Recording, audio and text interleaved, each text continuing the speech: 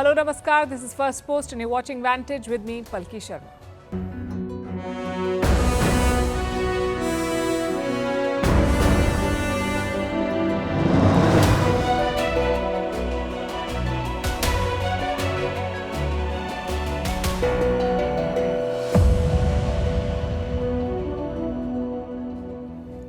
Israel has begun its ground offensive in Lebanon. They're calling it a limited operation, but it looks like a full-scale attack. We'll bring you the latest from the ground as we also analyze Israel's espionage network to understand how it penetrated enemy ranks and killed the chiefs of Hamas and Hezbollah.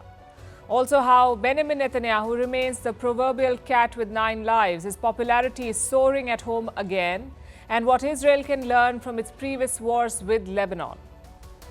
How does India view this conflict? What's our defense against, say, pager attacks? I put these questions to the Army Chief of India today in an exclusive interview.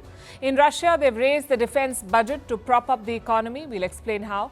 In China, they celebrated the National Day today, but there was no big party, just bleak prophecies about the future from Xi Jinping. Same with Nigeria, an Independence Day marred by protests. In California, a new law protects your brain data. As neurotechnology evolves, the whole world needs such laws. And Mount Everest is growing taller. We'll tell you why. All this and more coming up. The headlines first. Is Iran preparing to attack Israel? The US believes so. Washington claims a ballistic missile attack by Tehran is imminent. The White House says it is ready to defend Israel. The US has also warned Iran that such an action will have severe consequences. Israel says no aerial threat detected from Iran so far. In India, doctors in Kolkata are back on strike. They want the Mamata Banerjee government to accept their demands, which include better hospital security and health infrastructure. On 21st September, the doctors had called off their 42-day strike. The protest started over the rape and murder of a doctor at the RG Kar Medical College. US vice presidential contenders J.D. Vance and Tim Walz will face off later tonight. The 90-minute debate will have no live audience and no fact-checking by the moderators. Both candidates are military veterans with strong blue-collar credentials. The debate is likely to be the last one of the 2024 election. A Tunisian presidential candidate is jailed for 12 years. The frontrunner is the incumbent president who was elected in 2019. Later, he orchestrated a sweeping power grab by dissolving parliament. The North African country goes to polls on 6th October. And Bhutan unveils plans for its mindfulness city. The move aims to attract foreign investment and international travelers. The project was announced last December. The Himalayan kingdom is struggling with widespread unemployment, which has forced thousands to leave the country.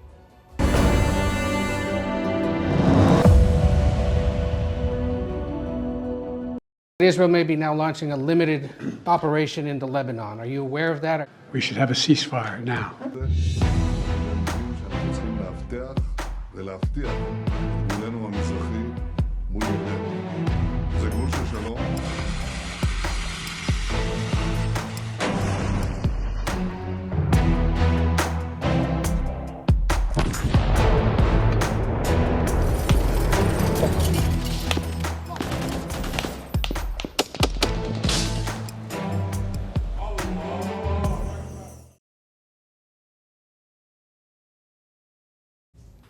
Joe Biden's appeals are falling on deaf ears. Israel is expanding the war.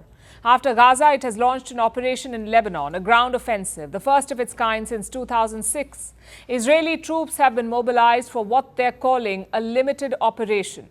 The IDF, or the Israeli Defense Force, says that it is conducting targeted raids along the border and its troops are yet to enter Lebanon. But it may just be a matter of time because Lebanon already looks like a war zone, coming under a full-scale assault. Allahu Akbar, Allahu Akbar.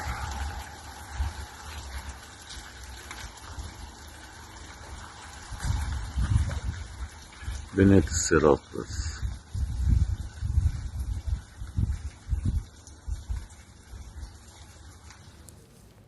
How many soldiers are part of this operation? Israel says it has deployed one army division. Typically, one division has more than 10,000 troops. The IDF has not confirmed any numbers, but the pictures speak for themselves. This appears to be a large-scale attack. Israel is also conducting airstrikes. But there are no reports of direct clashes yet, clashes between Israeli troops and Hezbollah fighters. No reports of that yet. Israel says it is striking Lebanon from outside the border, and Hezbollah says the same, that no Israeli soldier has entered Lebanon yet. Last night, some pictures surfaced on social media. Take a look at this first.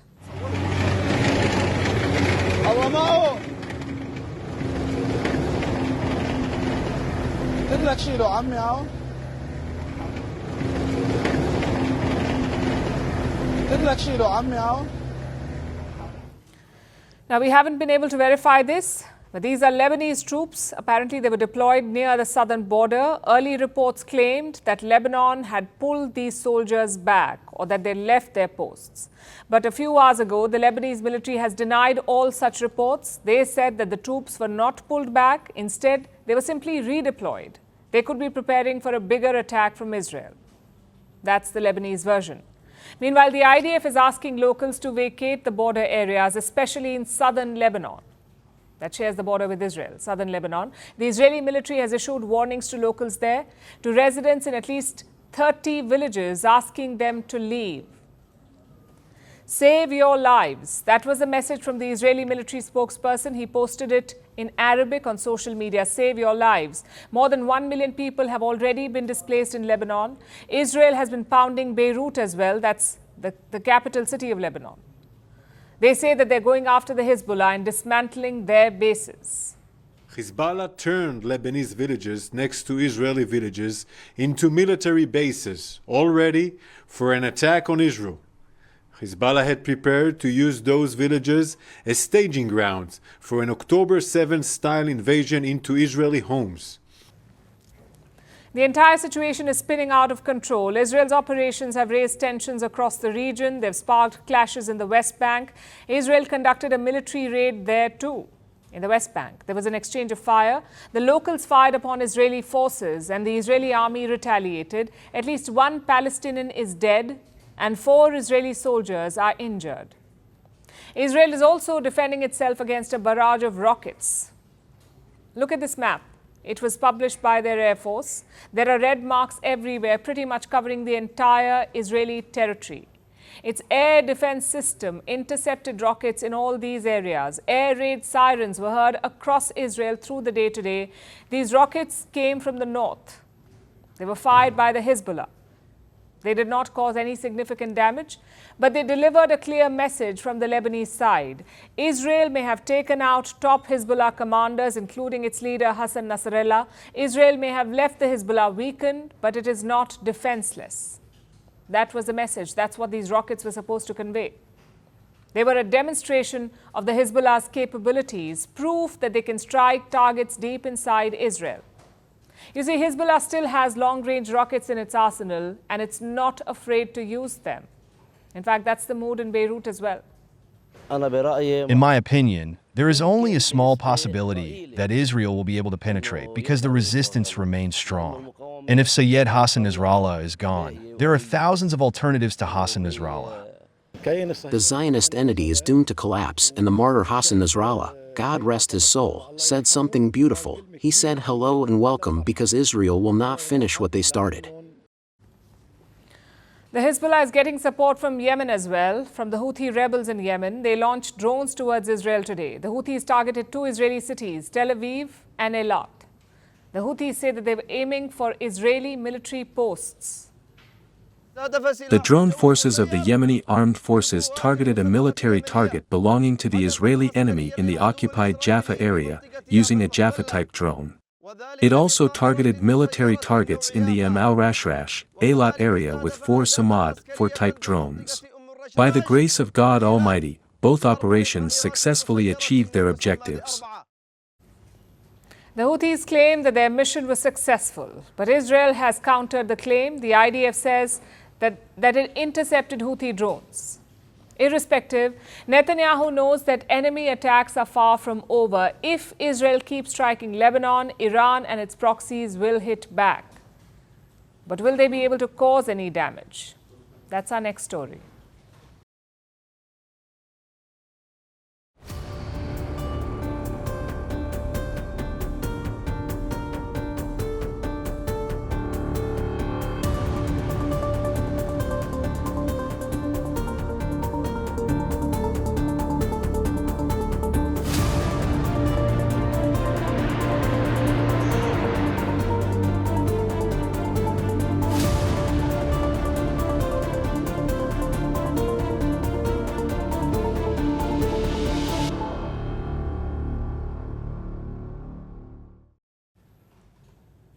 Israel's actions have not been legal, nor have they been responsible.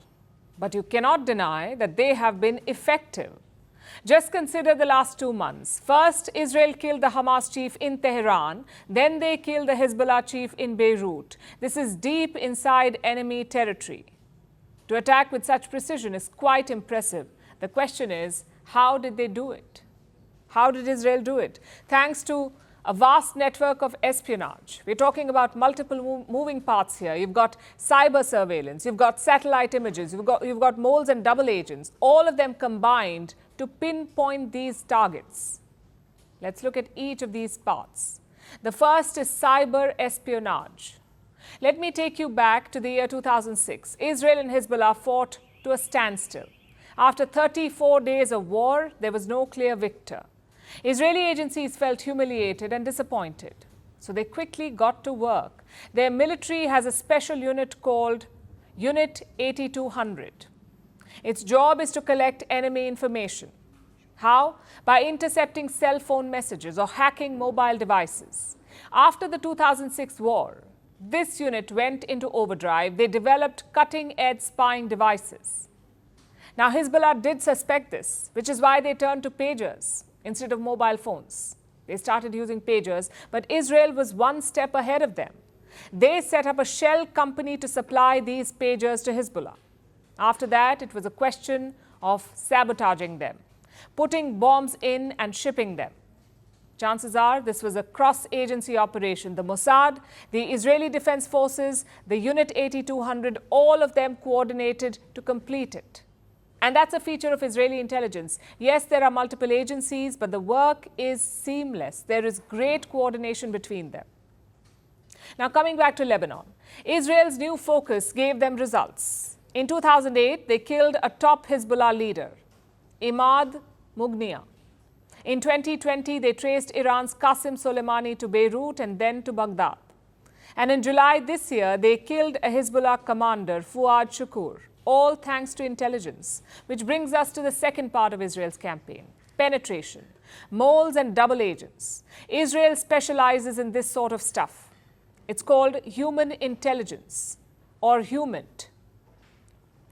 Using individuals in the enemy ranks to gather intelligence. That's what it is. Israel's been doing it for a while. In the 1960s, they had a spy in Syria, Eli Cohen. In the 1980s, they had one in Egypt, Ashraf Marwan.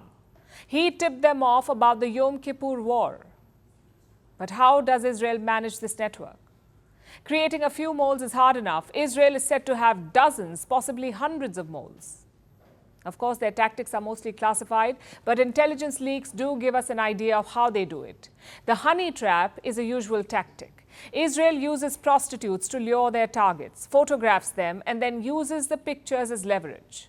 They also send agents abroad to seduce certain officials, like secretaries at embassies or even flight attendants. The idea is to keep tabs on who's flying in and out. And finally, they use money. Israel pays their moles and double agents quite well. Consider Ashraf Marwan, the spy in Egypt. He got between $50,000 and $100,000 for every tip-off, plus bonuses and gifts. A lot of these officials are sanctioned by the West. They live on meager government salaries, so such payments may sound lucrative. And look at the result. Iran's former president, Mahmoud Ahmadinejad, has made a revelation. He said that Iran has a special unit to tackle Israeli moles. Iran has a special unit to tackle Israeli moles, but guess what? The man heading that unit was himself an Israeli mole. So were 20 others with him. Now, Ahmadinejad may not be a reliable source. He has a history of wild statements, but he's not alone in saying this. A former foreign minister said the same thing in 2021. He said Israel had penetrated the upper echelons of Iran's regime. So to sum it up, Israel has done many things right. First, they have invested in intelligence. Israel allocates more than $2 billion to Mossad. They are well funded and well staffed. Secondly, they keep up with the times. They've used letter bombs, armed drones, exploding cell phones, exploding pagers, exploding motorcycles. You name it, they've done it. And third, patience. Intelligence is often a long-term game. Like I said, they began focusing on the Hezbollah way back in 2006. They've been tracking Nasrallah all along. But when did that investment come in handy? Nearly 18 years later. Israel has been willing to get its hands dirty to walk on the moral grey area, but things don't always go to plan. Like what happened on October 7, 2023, last year. Israel was blindsided by the Hamas attack, so intelligence is not always 100% accurate. Even when you get a tip-off, it can be wrong. Which brings us to the fourth thing that Israel does. They take risks. A lot of governments may think twice about such attacks. They may not act on such intel, but Israel does. Their leadership is willing to gamble. When it pays off, Israel looks invincible. And when it doesn't, their Western godfathers mop up after them.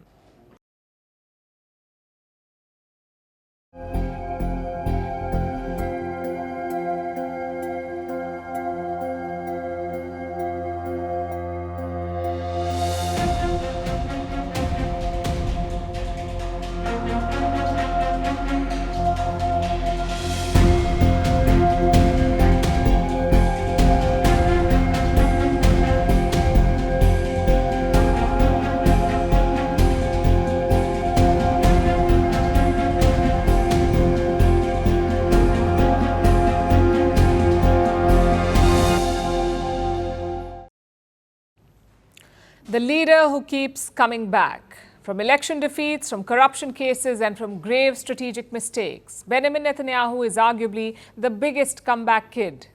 But that's not necessarily a good thing because his comebacks have come at a cost. A cost not borne by him, but by innocent people in West Asia. First, some background. Benjamin Netanyahu has pitched himself as Mr. Security, the leader who would always protect Israel. But that image took a beating on October 7th last year. On his watch, Hamas attacked Israel. They killed more than 1,700 innocent civilians, also took hundreds of people hostage. Immediately, Netanyahu's approval ratings plunged. Only 15% Israelis wanted him to keep the job. The rest wanted him to step aside, to resign. So what did Netanyahu do? He went rogue, even ignored his most important ally, the US.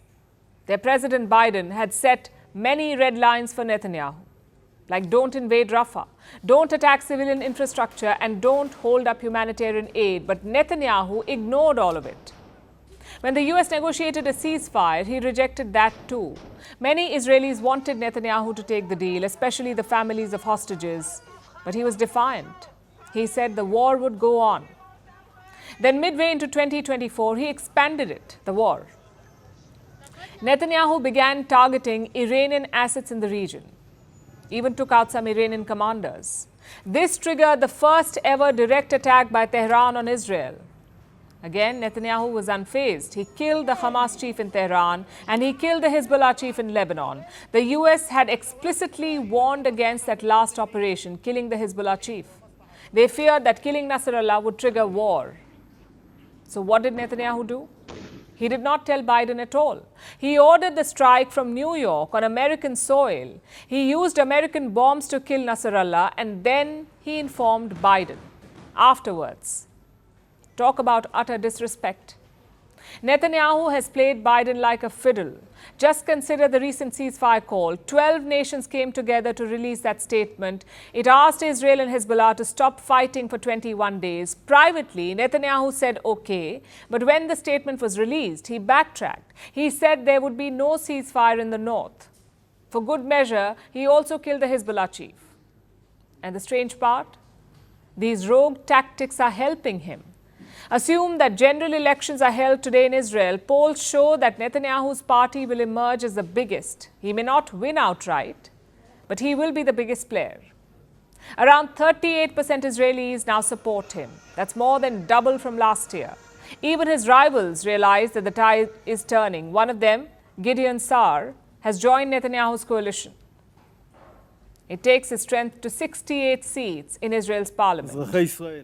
That's 68 out of 120 seats in the Knesset. Now, just to be clear, this does not mean the war in Gaza is popular in Israel.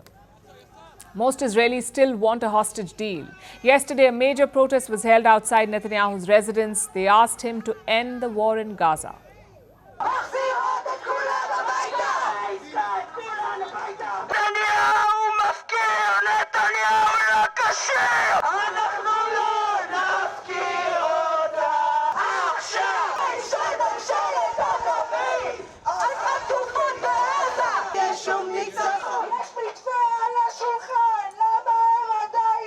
We came to the house of the Prime Minister of Israel to tell him that we expect him to turn the military achievements into a deal that will return all of the hostages, 101 hostages, back home. So they're saying end the war in Gaza, but attacks elsewhere are popular in Israel, especially in Lebanon, attacks in Lebanon. Hezbollah have been firing rockets at Israel since October last year. As a result, 70,000 Israelis have been displaced. For them to return home, Hezbollah must be dismantled. Hence, this newfound support for Netanyahu. Not many leaders could have pulled off this turnaround, but Netanyahu did, mainly because of two reasons. Number one, his appetite for escalation. Most countries in the world condemned him. His allies criticized him, yet he pushed on. He knew that he was killing innocent civilians in Gaza. Still, his strategy did not change. And reason number two, his understanding of American politics. You see, Netanyahu has spent a lot of time in the US. He's even studied in American colleges, so he understands Washington well. He knows which buttons to push.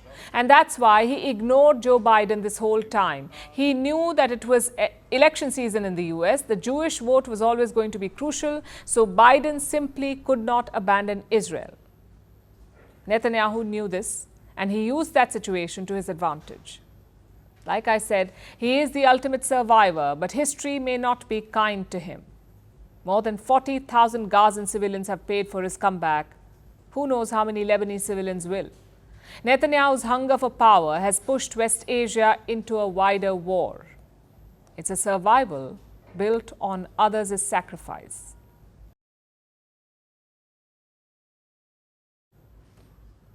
So Israel has invaded southern Lebanon. It's carrying out a ground offensive, but this is not their first time. In 1982, Israel tried something similar. It invaded Lebanon to push out the PLO, the Palestinian Liberation Organization. And Israel succeeded. But the war gave birth to another enemy. That's the Hezbollah. In 2006, Israel went back into Lebanon to destroy them. They claimed victory in that war, but Hezbollah only emerged stronger. And now Israel is back to take care of it. But will this time be different? And what lessons can Israel learn from its previous wars? Our next report tells you. It was the morning of June 6, 1982. 40,000 Israeli troops, along with hundreds of tanks, rolled into southern Lebanon. The goal was simple: push the Palestinian Liberation Organization away from the northern border. But as the conflict continued, the objective became more and more clear. Israel wanted to eradicate the PLO altogether, so soon they moved towards Beirut. West Beirut was the stronghold of Yasser Arafat's PLO. The organization fortified its positions, and thus began one of the most intense urban sieges in modern warfare. For nearly 3 months, Israeli forces pounded the city, from the air, the sea, and the land. Thousands were killed. Soon, the international outrage grew. There were calls for a ceasefire. A deal was struck. The PLO agreed to evacuate Beirut. Arafat and his fighters left for Tunisia. So Israel managed to achieve its goal. It drove the PLO out of Lebanon. But it gave birth to another enemy. Hezbollah grew from the ashes of the 1982 war, and their message was resistance.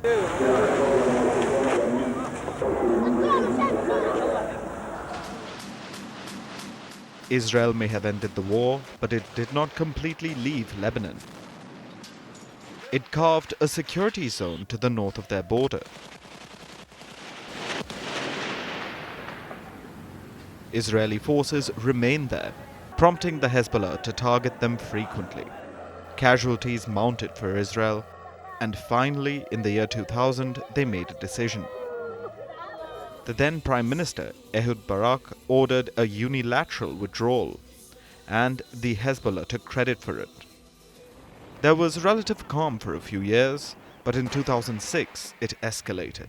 Hezbollah attacked an Israeli patrol. It killed 3 soldiers and took 2 of them hostage. Israel called it an act of war. It wanted to wipe out the Hezbollah, and thus began a month-long conflict. Israel attacked Lebanon. Hezbollah hit back with rocket fire. Both sides lost hundreds. Over 1,200 Lebanese citizens were killed. It was devastating. But 34 days later came a ceasefire. While both sides declared victory, many took it as a win for Hezbollah. After all, Israel did not manage to achieve what they set out to do. So, 18 years later, they are back. Israel is in Lebanon to end Hezbollah again. But will this time be any different? Well, the recent successes have definitely boosted their confidence. Hassan Nasrallah is dead. The Hezbollah is leaderless. They have suffered multiple attacks. Israel sees this as an opportunity to double down. But any wrong move could be fatal. The Hezbollah may be down, but they are not out. They have fighters. They have a vast military arsenal. And a ground invasion is challenging. They'll be fighting the Hezbollah on their home turf. That too in close quarters. Plus, there's a chance history may repeat itself. Both in 1982 and 2006, Israel went into Lebanon for a limited ground operation. Both times, it expanded into a bigger and more deadly conflict. So Israel has to be careful here. Its unsuccessful track record in Lebanon shows that it can't afford to overplay its hand once again.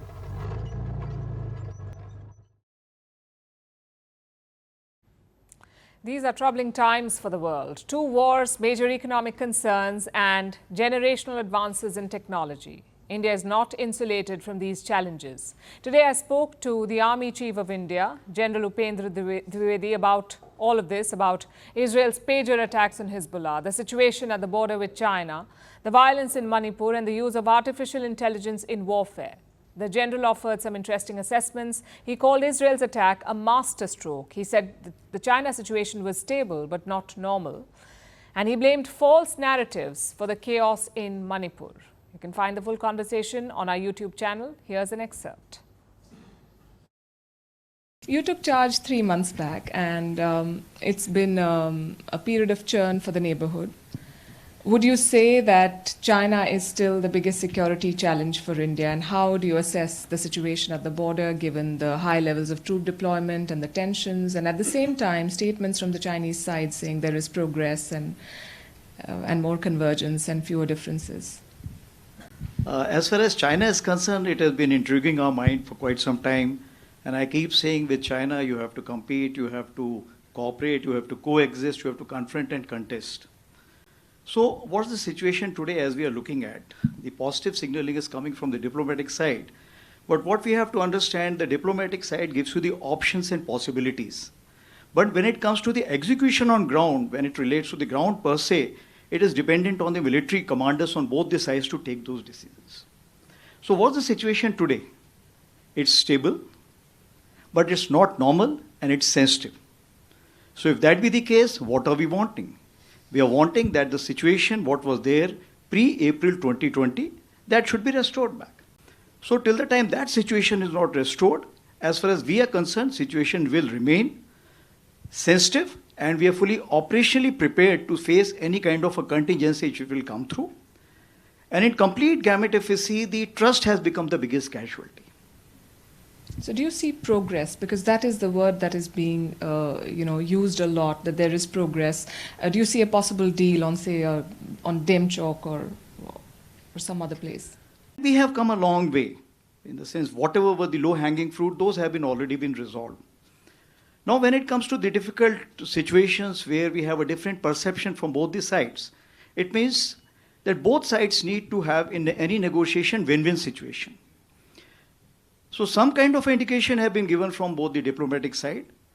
Now the military side will sit together and see how this can be translated on ground. And when it comes, what is on the table?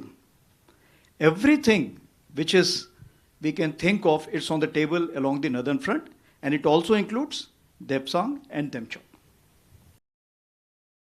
You also visited Manipur last month, and Manipur has been gripped by ethnic violence for more than a year now, and it doesn't help them that they have a border that they share with Myanmar, which is dealing with its own problems, and there are concerns about a spillover. What is your assessment of the ground situation there? In the lighter vein, ek ke saath ek free. Because Manipur was a problem and now you have the Myanmar problem also coming in. So as far as Manipur problem of we see in May 2023, it all started with a rumor that there was a Anglo-Kuki war centenary gate which is being burnt. It was not being burnt. I have gone on ground and confirmed from everyone. Now that rumor mongering led to major violence which is still finding its kind of a stabilization phase which has not reached. So what has happened over a period of time? It has become a battle of narratives. There is a polarization between the communities. The situation may be stable today, but it is tensed. Let's also talk about Jammu and Kashmir. They're having an election as we speak, and we've seen the security situation evolve over the past 5 years since the scrapping of Article 370. How do you describe things at the moment? And we've also seen that in the past, terror attacks were concentrated in Kashmir, but now there's a new wave of attacks in Jammu. What explains this shift? So before I come to present situation, I must quote August 2019, what happened, you all are well aware. And thereafter went as an army commander, and Devendra Pandey is sitting here, who was the corps commander, and we met one of the ladies, wife of one of the active politicians. And she said, after this abrogation of Article 370, at least my children know when the principal tells that please draw the flag of the country when you come back tomorrow during the Independence Day. As you are aware, the two countries have Independence Day one day after the other. Now they are very clear that which country flag to be drawn. I feel we are moving towards peace and prosperity. We had concentrated on southern Kashmir most of the time. We had concentrated in some areas of Punch and, if I can say that, Jammu. So the areas which were left, if I'll not say totally unaddressed, but what was there, we were looking for most peace and prosperity because those places we could invest money. The development was forthcoming. Now those areas have been addressed now by the adversary, the country which is on the western border. And the terrorists which have come now are basically most of them foreign terrorists who have come, and they are going into these areas. Similarly, northern Kashmir also, these people are going into these areas. So what happened? We reoriented, re-energized, and refocused our forces which are there, security forces. But that's not important. What is more important, the police has gone in for a major revamp because our state will only stabilize if its police is effective. And that's what we are trying to empower. Let's also talk about the war in West Asia, which is clearly expanding. I was coming this morning and I got a news flash that they've begun a ground offensive in Lebanon. The Israelis have become. Where do you think this is heading? And my second question on the same subject is that we've seen some disturbing precedents being set in this conflict, including the use of everyday gadgets and turning pagers and walkie-talkies into bombs, and it makes people think everywhere in the world that we're all carrying some gadget or the other at all points and we're all sitting ducks. So does India share this concern about these methods, and what are we doing to ensure that we are not at the receiving end of something like this? In this case, Israel has decided very clearly that Hamas is primary focus which I must maintain. So what is done? He's completely, firstly, wiped out the Hamas opposition. Thereafter, he said, okay, let me see on the other side. And if you see the pager, what you're talking about, it's a Taiwan company being supplied to Hungarian company thereafter giving it to them. The shell company which has been created is something which is a master stroke by Israelis. And for that, it requires years and years of preparation. So it means they were prepared for it. And that is what it counts, that the war does not start the way you start fighting. It starts the day you start planning. And this is what is most important.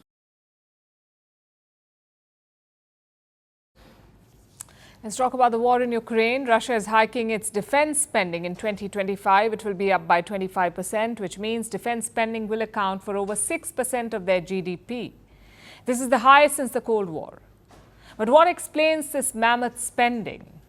Well, it could be the Russian economy. It looks resilient, but it is under pressure. Right now, the only thing sustaining the Russian economy is the defense spending. It looks good in the short term, but in the long term, it could be a problem. In fact, economists believe that Moscow could be in recession if it chooses to end the war. Our next report tells you why. За Россию! За победу! Ура!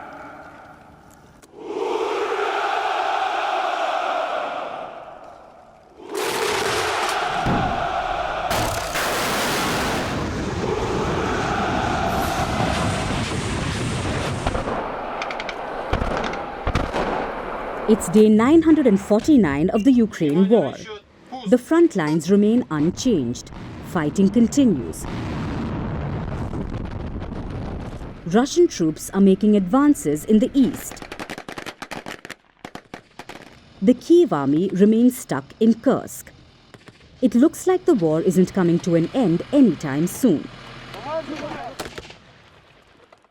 But Ukraine has a different view. President Zelensky believes peace is closer than the world thinks.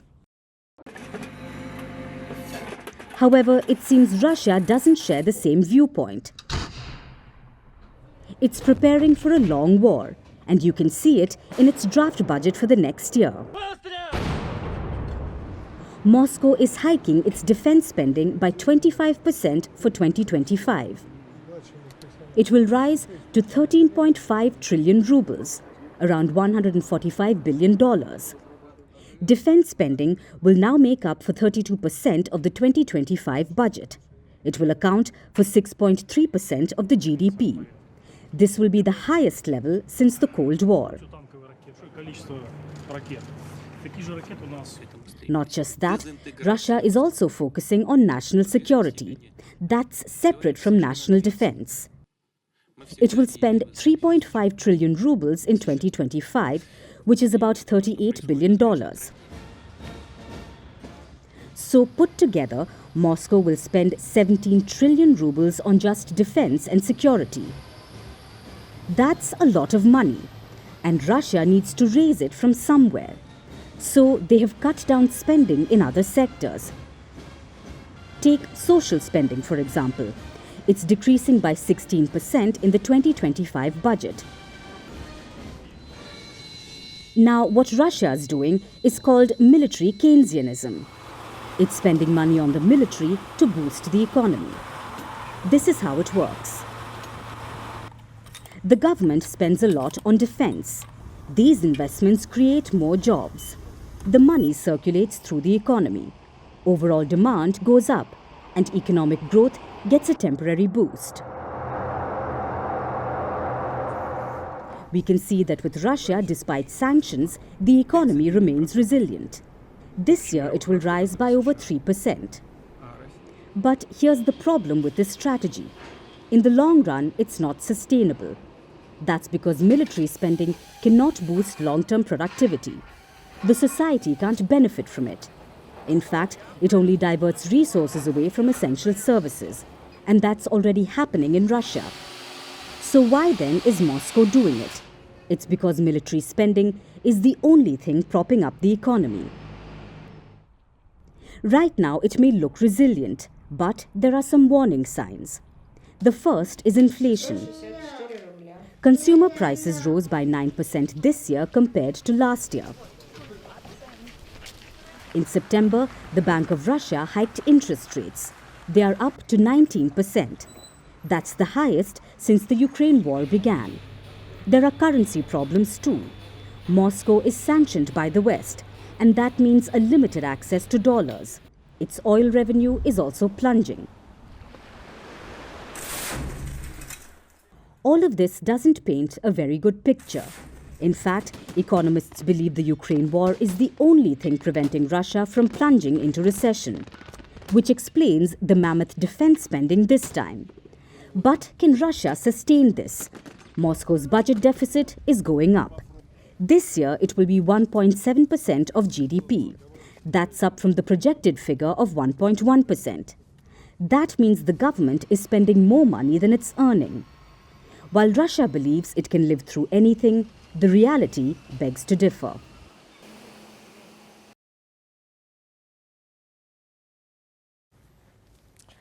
Now let's turn our attention to China. The country is celebrating its 75th National Day today. 75 years ago, on October 1st, 1949, Mao Zedong proclaimed the People's Republic of China. His communist forces defeated the earlier government and Mao founded a new state. China, as we know it today, was born on this day, 75 years ago, 3/4 of a century. That's quite a milestone. So what would you expect? Perhaps grand parades, giant banners and posters celebrating the glory of communist rule in China, people dressed up as giant Xi Jinping mascots. Well, perhaps not that, but you get the gist. You would think that the Chinese government would be having a massive party. On the contrary, celebrations this year were muted. There were some flag-raising ceremonies in Hong Kong, Macau, and Beijing's Tiananmen Square. You know, the places best associated with the joys of CCP rule. President Xi Jinping was relatively quiet too. It seems that he was just letting people enjoy the day. So how did this happen? Why is China's Communist Party so subdued? Well, because of the economy. Xi Jinping held a banquet last night. He gave a speech which did not really signal the best of times ahead. Here's a translated excerpt. This is what the Chinese president said. After 75 years of hard work, China's modernization has unfolded a magnificent picture and presented an extremely bright and brilliant prospect. At the same time, the road ahead will not be smooth. There will definitely be difficulties and obstacles, and we may encounter major tests such as high winds and rough seas or even stormy waves. That's not exactly the most celebratory speech, is it? Xi Jinping knows that the road ahead will be tricky as China continues to struggle economically. A few years ago, China was flying high, double-digit growth, record poverty reduction, a thriving manufacturing industry, and a booming real estate sector. That is what Xi Jinping inherited in 2013, when he became China's president. But then he worked some of his magic. A crackdown on dissent, a crackdown on businesses, tightening the iron fist around Hong Kong's neck, violent rhetoric about invading Taiwan, picking fights with every single neighboring country, and so on and so forth. Then came the Wuhan virus pandemic and Xi's brutal zero-COVID lockdowns. Is it any wonder then that economic growth is down? Consumer sentiment is at record lows. The property sector needs a massive bailout and China could miss its 5% growth target this year. This isn't the 75th National Day that Xi wanted. Last week, we saw him desperately trying to turn things around by throwing money at the problem. China announced a stimulus package, which may or may not help jumpstart the economy. It's still too soon to tell. The stimulus has caused the stock market to surge. Yesterday, the Chinese markets made their largest single-day gains in 16 years, but the markets won't fix China's underlying problems, and Xi Jinping knows that. He gave his bleak speech after the record rally. So maybe expectations about the stimulus should be a bit tempered. And besides, it's not like Xi Jinping is changing his approach to geopolitics. Take a look at another part of his speech from last night. Taiwan is China's sacred territory. People on both sides of the straits are related by blood, and blood is thicker than water. Achieving the complete reunification of our homeland is the common aspiration of the Chinese people, whether they are in China and abroad. It is an irreversible trend, a matter of justice, and it is in accordance with the will of the people. No one can stop the march of history. Xi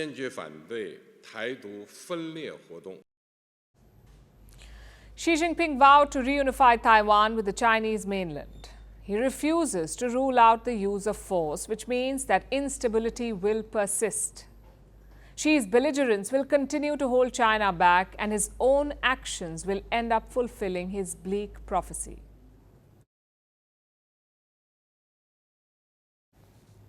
Our next story is somewhat similar to the last one. It's about Nigeria, Africa's most populous nation. It is Nigeria's Independence Day today. 64 years ago, they won their independence from the British. Today was supposed to be a day of celebration. Instead, it was marked by protests and police action. The protests were against bad governance in the country. Similar protests were held in the month of August for 10 days, but they fizzled out. Today, some people wanted to revive the demonstration, so they organized themselves online using the hashtag #FearlessInOctober. But the turnout was low. It seems despite the name, people were still afraid. And it turns out that those fears were justified. Here's our report.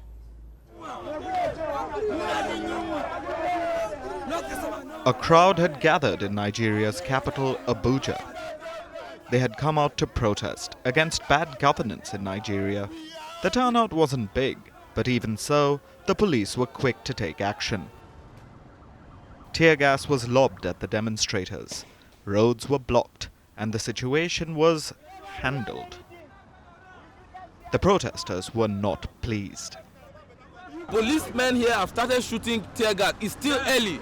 It's still as early as we just came out here. But it's unfortunate that a nation that is 64 years of independence today is experiencing this level of lawlessness by the law enforcement agents. Things went a bit better for protesters in Lagos, Nigeria's largest city and financial capital. Hundreds took to the streets of Lagos. They were demonstrating peacefully and singing Nigeria's old national anthem.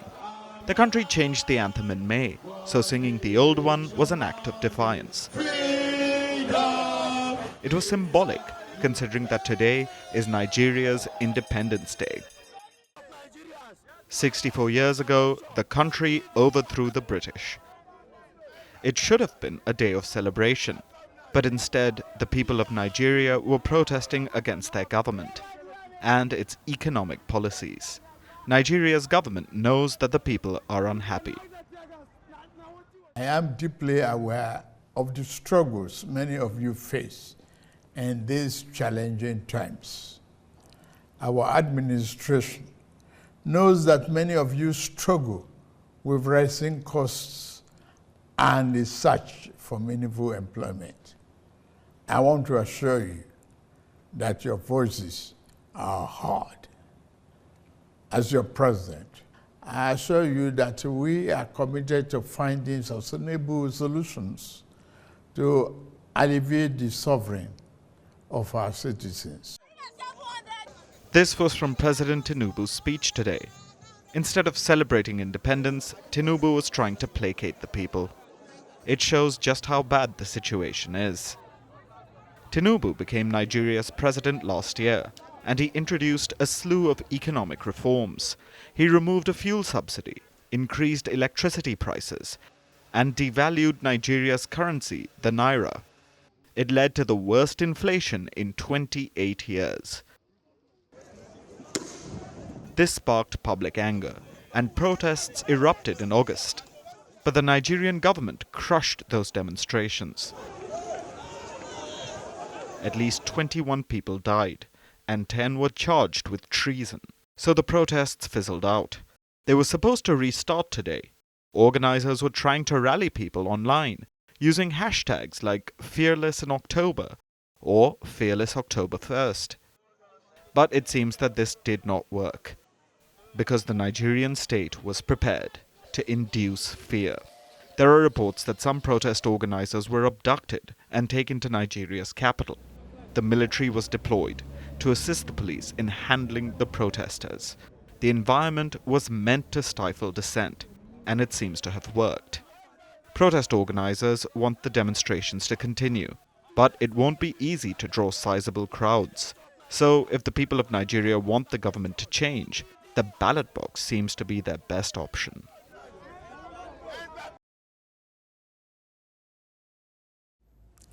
Before our next story tonight, let me ask you a question. Do you use an app to meditate? What about an app to increase your focus? Or do you wear a device like a smartwatch or a headset to sleep better or to reduce stress? Actually, it doesn't really matter what tool you use and why. If you have ever let technology inside your mind, this story is for you. You see, since the beginning of time, our innermost thoughts have been our own. No one can listen to them.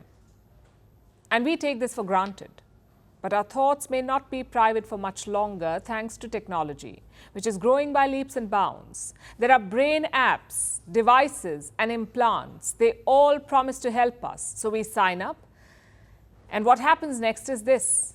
These products monitor our brains. They analyze brainwave signals. They record brain data. They can encode virtually everything that goes on in our minds, our thoughts, our feelings, even our intentions and desires. And what happens to this data? Is it really used for the better? What if it is used for the worse? No one is sure. But if you live in the home of the Hollywood sign, one thing is certain. Now your brain can lawyer up. California has passed a new law. It aims to protect people's brain data, in other words, neural data. It will receive the same protections as other sensitive data, basically biometric information like facial images, DNA, and fingerprints. Thanks to this new law, users can limit the data that neurotech companies collect from them. And they can stop these companies from sharing the data with third parties. Experts are welcoming this law. After all, California is among the rare few taking brain privacy seriously. Earlier this year, Colorado passed a similar legislation. It was a first for the US. What about the rest of the world? In 2021, Chile became the first country to protect neuro data. Mental integrity was added to their constitution. It was a groundbreaking move. Last year, a Brazilian state passed a law to protect brain privacy rights. Some countries have made proposals, including Mexico, Uruguay, Costa Rica, Colombia, and Argentina. They want to enshrine the right to mental privacy. So the examples are few and far between, and progress is slow. Meanwhile, tech is moving at breakneck speed. You have startups helping people control Alexa with their minds. You have billionaires funding brain implants. Look at Elon Musk's Neuralink. Do you know their big mission? To let people share thoughts telepathically. It's the stuff of superhero movies. Then there is non-invasive brain technology. Meta and Snapchat are working on it. Apple is patenting a futuristic AirPod that can scan your brain activity through your ears. Scientists have also built AI brain decoders to translate unspoken thoughts into text. This is enough to make your head spin. And don't get us wrong, neurotech is very fascinating. It can be helpful, even life-changing, but the question still remains, who is regulating this technology? All kinds of companies are building giant treasure troves of data. They're mining through billions of brain waves, and according to studies, many of them are selling this data. It's like the wild, wild west. Why? Because neurotechnology may help our health. But these products do not always qualify as medical devices, so they don't have to follow health rules. And there aren't enough tech innovation rules either. Look at social media, for instance. These giants are collecting our data, all kinds of data, and they're also reportedly selling it. But our policies are still playing catch-up with them, even though this technology is about 2 decades old. So if we can't even manage social media, how are we planning to handle something as advanced as neurotechnology? It's a question that we have to answer. Because with unregulated neurotech, much like our thoughts, our worst fears may not stay in our heads. They could be our reality.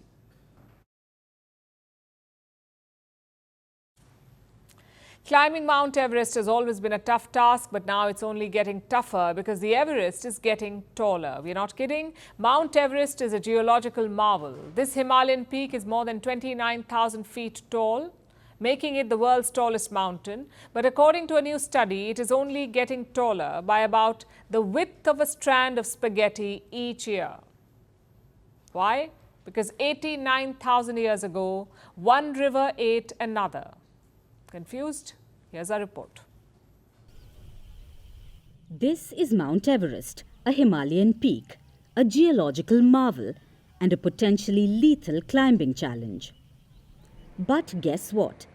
With each passing year, this challenge is only getting tougher. You already know that the Everest is staggeringly tall, At 29,032 feet, it's about 800 feet taller than other Himalayan peaks like K2, Kanchenjunga and Lhotse. Everest is the world's tallest mountain, and it's getting taller. It grows by several millimeters each year. That's about the width of a strand of spaghetti. This may not sound like much, but over the last 89,000 years, the mountain has risen by up to 164 feet, and it continues to grow. Why? Because of what happened 89,000 years ago. But to understand that, let's go back further in history, to about 50 million years ago when the Everest was formed. There was a giant clash among the tectonic plates. The tectonic plate India rests on crashed into the Eurasian plate and then started descending below it. So one plate was slightly on top of the other, and the crust crumbled. This created the Himalayas. Now the Earth's crust may seem rigid, but it's not. So when something this massive, like a mountain range, weighs down the crust, it goes downward. And what's below the crust? The mantle. This is buoyant, so it pushes the crust upward. Think of it this way. The Himalayas are standing on a massive bouncy castle, which pushes them up and down. This happens gradually. But 89,000 years ago, something fascinating happened. The Arun River, which lies east of Everest, changed its course. It bumped into a river flowing north of the Everest and stole its water. Combined, the two rivers were a water giant, and they grew more erosive. They were washing away billions of tons of sediments. This wreaked havoc in the bouncy house below the Everest. It changed the topography and pushed the mountain upwards. We are still seeing the effects of this, and scientists say the Everest's growth spurt will continue for millions of years, then it will gradually stop. Because the Himalayas rise and fall, just like all mountain ranges, thanks to the so-called bouncy house, which comes with magical height-increasing perks.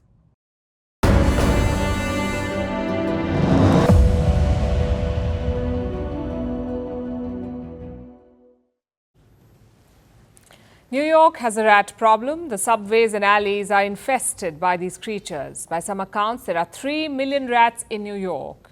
It's a serious public health issue, but do not worry. The local officials have a solution.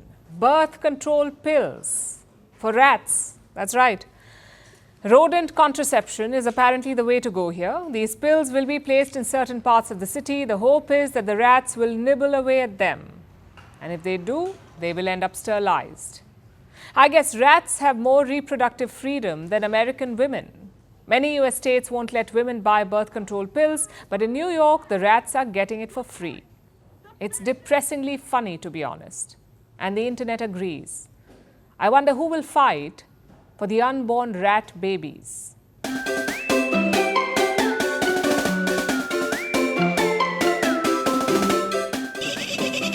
Whoa, whoa, whoa, whoa, whoa, whoa, whoa, whoa, hey, hey, hey, hey, hey.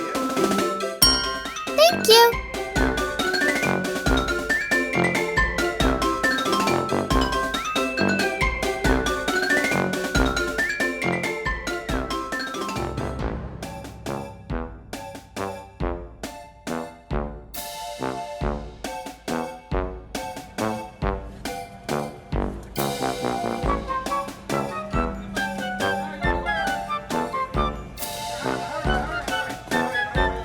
I will do everything within my power to end the scourge of abortion once and for all. I'd like to see this medication off the market to protect the unborn.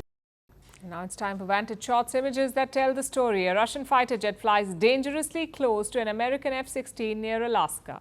A deadly fire engulfs a school bus in Thailand, killing more than 23 people. And South Korea showcases its military prowess as missiles and tanks roll through central Seoul.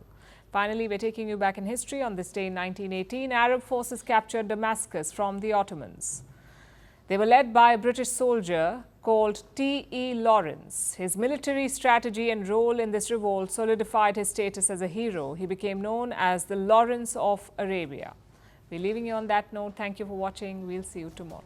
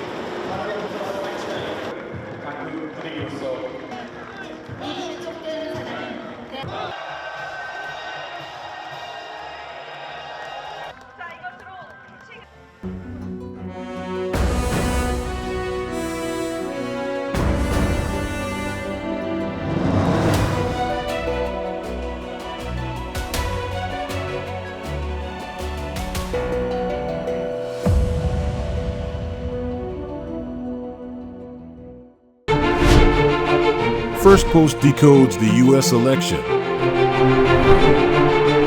explains how America chooses its president. Your primer on the race to the White House. Everything you need to know about how America votes and its global implications. U.S. Election Explained. Every Monday and Thursday only on Firstpost.